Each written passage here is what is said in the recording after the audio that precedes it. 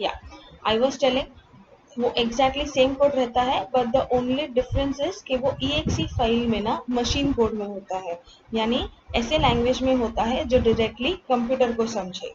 तो इसीलिए जब भी हम प्रोग्राम रन करते हैं ना, तो वो प्रोग्राम का EXE फाइल एग्जीक्यूट होता है, यानी कन्वर्टेड फाइल। तो अपने एंड पे अपना काम इजी हो गया क्योंकि हमने सिंपल लैंग्वेज में लिखा, प्लस EXE फाइल में कन्वर्ट होने के बाद ऑटोमेटिकली वो मशीन लैंग्वेज में कन्वर्ट हो गया। इसके लिए कंप्यूटर का काम भी इजी हो गया, because it will understand in fraction of seconds. Then we have language translators, मतलब वही जो मैंने बोला था, assemblers, compilers, जिनका काम ही होता है कि हाई लेवल कोडिंग को लो लेवल में कन्वर्ट करना, ऐसे फाइल फॉर्मेट में कन्वर्ट करना जहाँ पे computer feels it very easy to understand that code. Plus on the user side we feel it very easy because we are typing in same normal statements, तो किसी को किसी का लैंग्वेज ज़्यादा सीखने की ज़रूरत नहीं पड़े। तो ऐसा अपने पास असेंबलर होता है एक। Each assembler can understand a specific microprocessor instruction set only and hence the machine code is not portable. अभी पहले जो डेवलप किया था वो असेंबली लैंग्वेज डेवलप किया था, लेकिन वो माइक्रो प्रोसेसर लैंग्वेज के काइंड ऑफ इंस्ट्रक्शन समझता है, ओवरऑल कोई भी टाइप का इंस्ट्रक्शंस नहीं समझता है, तो वो फुल्ली मशीन कोड में कन्वर्ट नहीं हो पाता था। Then we had a compiler. Compiler क्या करता है, सोर्स कोड को मशीन कोड में कंपाइल करता है, जैसे मैंने अभी बोला कि वो एक .exe फाइल क्रिएट करता है इन विच अपना जो ओरिजिनल कोड है वो मशीन कोड, यानी आपका सिस्टम, आप जो OS यूज कर रहे हो, आप जो एप्स यूज कर रहे हो, आपके सिस्टम में कौन सा मशीन कोड चाहिए, अकॉर्डिंगली वो मशीन कोड में उसको कन्वर्ट करता है।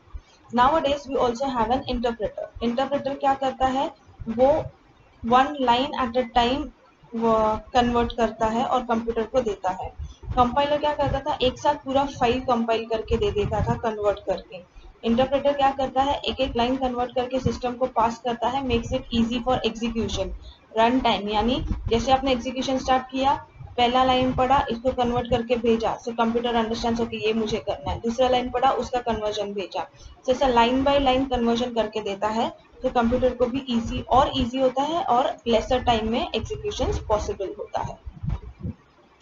Then this program development tools is nothing but the IDE, यानी जैसे अभी हम ये वर्ड PDF व्यूअर यूज कर रहे हैं ये डॉक्यूमेंट्स रीड करने के लिए, वैसे हम वर्ड यूज करते हैं, टेक्स्ट एडिटर्स यूज करते हैं ना, जैसे नोटपैड है, MS वर्ड है, वर्डपैड है। सो ये सब चीजें क्या है, टेक्स्ट एडिटर्स है, यानी जो हमें लिखने के लिए काम आती है। वैसे ही जब भी हम कोडिंग करते हैं तो वी नीड एन IDE, यानी we need an text editor, जिसपे हम ऐसा कोडिंग का लैंग्वेज लिख सके, क्योंकि कोडिंग का लैंग्वेज आप कहीं पे भी वर्ड हो, टेक्स्ट एडिटर हो, वर्डपैड हो, ऐसा ओपन करके डायरेक्टली लिख नहीं सकते। कोडिंग के लिए जो हमें एनवायरनमेंट चाहिए, यानी कोडिंग के लिए जो हमें टेक्स्ट एडिटर्स चाहिए, वो बहुत अलग तरीके के होते हैं, वो स्पेशली डेवलप करने पड़ते हैं, क्योंकि जावा के लिए अलग होता है, C++ के लिए अलग होता है, पाइथन के लिए अलग होता है। तो इसके लिए we need different types of IDEs. IDEs are nothing but text editors. So अपने पास पाइथन है, नेटबीन्स है, एक्लिप्स है, एटम्स है, लेज़ारस है, ये सारे अलग अलग IDEs है। तो हर एक का अपना अपना टेक्निक है वर्क करने का, हर एक के अपने अपने फंक्शंस है, डीबग करने के टेक्निक्स अलग अलग है। That's it. Next we have application software. I would request you all to only go through this, क्योंकि इसमें समझाने जैसा कुछ नहीं है।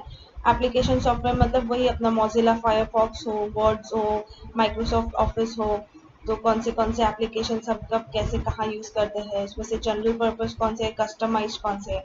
जनरल पर्पस अपना ये सब एप्लीकेशन जैसे गूगल है, ये अपना मोजिला फायरफॉक्स है, करेक्ट, इंटरनेट एक्सप्लोरर है। जनरल पर्पस क्योंकि वो ओवरऑल वर्ल्ड में सभी लोग यूज करते हैं। कस्टमाइज मतलब ये सारा, जैसे देखो अभी बैंडी कैम है, ये मैंने स्पेशली अपने PC के लिए रिकॉर्ड किया है, ठीक है। फिर we have this PDF viewer, ये भी मैंने अपने PC के लिए मैंने ये फॉर्मेट, ये टेक्निक वाला यूज किया है, कोई और रहेगा वो कुछ और फॉर्मेट का यूज करता रहेगा। This is again general format normal folders का। तो ऐसे अलग अलग टाइप के सॉफ्टवेयर अवेलेबल होते हैं। Free and open source software also please go through it. Operating system के बारे में मैंने बताया था, तो just read it, if any doubts let me know. ये बहुत थियोरेटिकल है, इसमें एज सच एक्सप्लेन करने जैसा कुछ नहीं है। हाँ, इसमें सिर्फ इतना है कि ऑपरेटिंग सिस्टम को जब हम कमांड देते हैं उसके 3 टाइप होते हैं। एक तो हम GUI से देते हैं, ग्राफिकल यूजर इंटरफेस, जैसा अभी मैंने कीबोर्ड के थ्रू दिया, माउस के थ्रू दिया, किसी के थ्रू पास किया, या बोलते हैं ना एक प्रोग्राम बना के वो फाइल रन की, उसके थ्रू कमांड जाता है। कुछ होता है touch based, as you know nowadays we have touch screen का जमाना। तो टच स्क्रीन मतलब डायरेक्टली ऐसा स्क्रीन पे पर्टिकुलर चीजें क्लिक करने से ही कमांड्स मिल जाता है, you don't have to type, you don't have to wait for anything else. तो उसके थ्रू भी ऑपरेटिंग सिस्टम के पास कमांड्स जाते हैं। नेक्स्ट होता है वॉइस बेस्ड। अभी वॉइस बेस्ड भी आपने देखा रहेगा, व्हाट्सएप चैट पे वो माइक का आइकन आया है, Google Pay, Amazon Pay, everywhere, like you have to press that mic and आपको सिर्फ बोलना है कि you are searching for this और this is your query, and automatically सामने से रिप्लाई आता है। So that kind of command which is given through your vocal cords is nothing but called as voice based interfaces. So even in modern computers we have that facility where through voice commands you can make sure that the operating system and the other devices of your PCs are working well. So go through that in detail. Next is gesture based. Gesture based मतलब जैसे आपने phone में देखा रहेगा, आपके eyes को scan करता है तो फोन ओपन होता है, फेशियल रिकॉग्निशन है, आपका फेस स्कैन करता है, या आप ऐसा हाथ स्क्रीन के थ्रू मूव करते हो, तो all this are called as gesture based recognition. तो सिमिलरली ऐसे एंड्रॉयड और स्मार्टफोन्स अवेलेबल है लैपटॉप्स में और स्मार्टफोन्स में, दोनों में, जिसमें ऐसे ऑपरेटिंग सिस्टम्स हमने डाले हैं जो जेस्चर रिकॉग्निशन के थ्रू भी कमांड्स एक्सेप्ट करता है। इसका सिंपलेस्ट है वो स्क्रीन अनलॉक करना ही, that is the best example. अब ये जो ऑपरेटिंग सिस्टम है, ये ऑपरेटिंग सिस्टम के फंक्शंस है। Process management. प्रोसेस मैनेजमेंट मतलब जो भी इंफॉर्मेशन आता है, जो भी उसको प्रोसेस हो रहा है, या जो भी डेटा हम स्टोर कर रहे हैं तो उसको कैसे रिट्राइव करना है, ये जो वन बाय वन चीजें स्टेप बाय स्टेप हम एग्जीक्यूशन करते हैं, वो प्रॉपरली होना चाहिए, उसमें कुछ भी प्रॉब्लम नहीं होना चाहिए। That comes under process management. Multiple processes, allocation of resources, कोई इंफॉर्मेशन एक्सचेंज कर रहा है, किसको कितना मेमोरी चाहिए, दो लोगों को at a time same memory चाहिए तो इम्पोर्टेंट किसका है, प्रायोरिटी किसका है, ये सब चेक करना प्रोसेस मैनेजमेंट में आता है।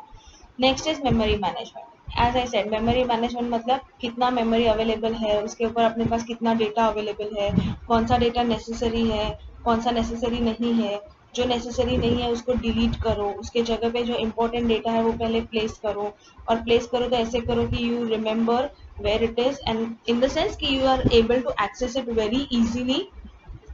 कुछ डेटा सीपीयू रजिस्टर्स में होता है, कुछ डेटा मेन मेमोरी में होता है, तो मेक श्योर जो डेटा वोलाटाइल है, यानी ऐसा डेटा जो लॉस हो सकता है पावर फेलियर या सिस्टम क्रैश की वजह से, तो उनका बैकअप होना बहुत ज़रूरी है।